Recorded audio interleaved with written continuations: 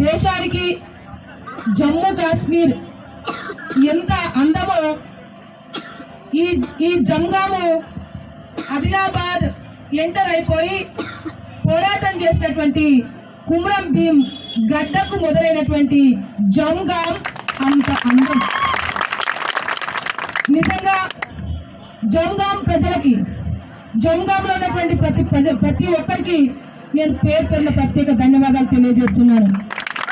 ఇది ఒక జమ్మూ కాశ్మీర్ లాగా అభివృద్ధి చేయడానికి తప్పకుండా మీ సర్పంచ్ గారితో ఇది అభివృద్ధి కొరకు నేను పనిచేస్తానని కోరుకుంటున్నాను. ఎందుకంటే ఇంతకుముందే మన సర్పంచ్ గారు అండ్ చెల్ల లక్ష్మణన్న గారు కూడా చెప్పారు, వాటర్ సమస్య, రోడ్ల సమస్య ఎక్కువగా ఉన్నది.